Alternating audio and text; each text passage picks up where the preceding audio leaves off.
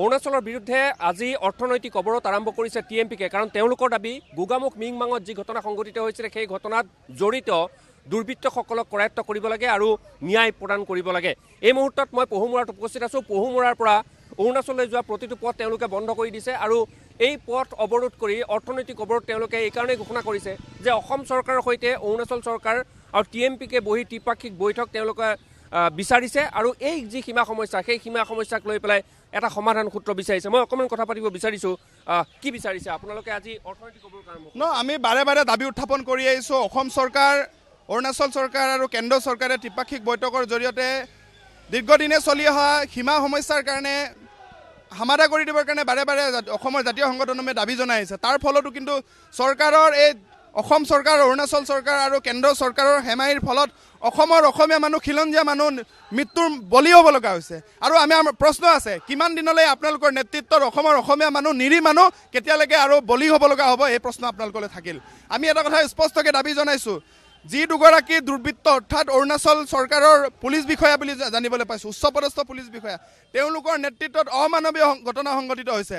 এই দুয়োগৰাকী পুলিচ বিষয়াক যেতিয়ালৈকে গ্ৰেপ্তাৰ কৰি তেওঁলোকক চাকৰিৰ পৰা বৰ্খাস্ত নকৰে আৰু যেতিয়ালৈকে উচিত ন্যায় নাপাম তেতিয়ালৈকে অসম অৰুণাচলৰ প্ৰৱেশদ্বাৰ যিমানসমূহ পথ আছে কৰি দিয়াৰ সিদ্ধান্ত গ্ৰহণ কৰা হৈছে।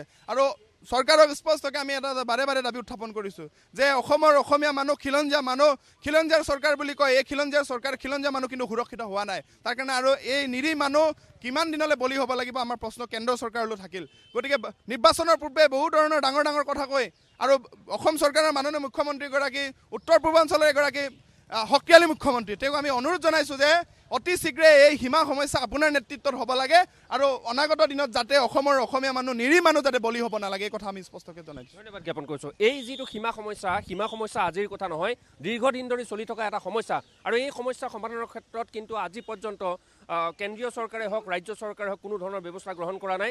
আৰু পহুমুৰাৰ যিটো পৰিৱেশ, আমি পৰিৱেশ দেখুৱাইছোঁ। ইতিমধ্যে সকলো যান বাহন অৰুণাচললৈ যোৱা বন্ধ কৰি দিয়া হৈছে। আপোনালোকৰ দাবীসমূহ কেনেকুৱা?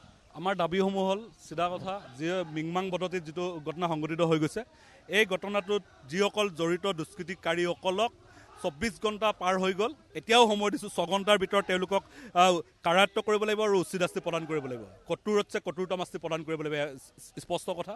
2 নম্বৰ কথা হ'ল অসম অৰুণাচলৰ যি সীমা বিবাদ, এই সীমা বিবাদ স্থায়ীভাৱে সমাধান কৰক। 3 নম্বৰ কথা হ'ল এই যিসকল লোকক গুলীবিদ্ধ কৰিলে এই লোকসকলক অতি শীঘ্ৰে কম্পেনচেশ্যন কৰক। এটা ঘটনা ইয়াতে ক'ব খুজিছোঁ, যিসকলক গুলিয়ালে, গুলিওৱাৰ পাছত এজন লোককতো তেওঁলোকে ধৰি বান্ধি লৈ তেওঁলোকৰ খালবাৰ্ডৰ ভিতৰত বান্ধি মেলি পিটিছে, গোটেই দাঁত চাত ভাঙি শেষ কৰিছে। মানে কেনেকৈ সহ্যৰ বিষয়, সহ্যৰ বাহিৰৰ বিষয় এটা। নিৰীহ লোকসকলক তেনেধৰণে মাৰিব কোনো কাৰণে সহ্যৰ বিষয় নহয়। অনিৰ্দিষ্টকাললৈ প্ৰতিবাদ চলিব, অনিৰ্দিষ্টকাললৈ এই অৱৰোধ চলিব। এইবাৰ অনিৰ্দিষ্টকাললৈ অৱৰোধ চলাম। তেওঁলোকৰ অৰ্থনৈতিকভাৱে তেওঁলোকৰ GDP হ্ৰাস হ'ব লাগিব, অৰুণাচলৰ GDP। কথাটো এইটোৱে চিধা কথা। মই কৈছোঁ যে ইতিমধ্যেই পহুমৰাৰ যি পথ আছিলে সেই পথ ইতিমধ্যেই বন্ধ কৰি থোৱা হৈছে, আন্দোলন কৰা হৈছে। ইয়াতেই মিচিং TMPকে যি সংগঠন, সেই সংগঠনৰ প্ৰতিবাদকাৰীসকল আহিছে আৰু তেওঁলোকে এটা কথাই কৈছে যে অৰুণাচলৰ যিসকল লোকে অসমীয়া বহু 11জনকৈ লোকক গুলীবিদ্ধ কৰিছে, তেওঁলোকক নিৰ্বিচাৰে গুলীচালনা কৰিছে, তেওঁলোকক গ্ৰেপ্তাৰ কৰিব লাগে আৰু গ্ৰেপ্তাৰ নকৰা পৰ্যন্ত কিন্তু অৰুণাচলৰ বিৰুদ্ধে এই যি তেওঁলোকৰ অৰ্থনৈতিক অৱৰোধ, সেই অৰ্থনৈতিক অৱৰোধ তেওঁলোকৰ চলাই যাব।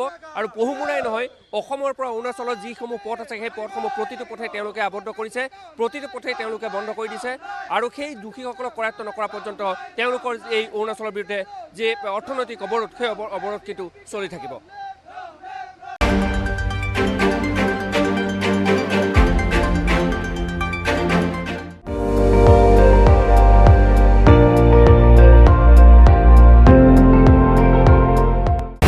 আপুনি চাই আছে ND24, সৰ্বশ্ৰেষ্ঠ নহয়, সৰ্বোত্তমৰ দৌৰ।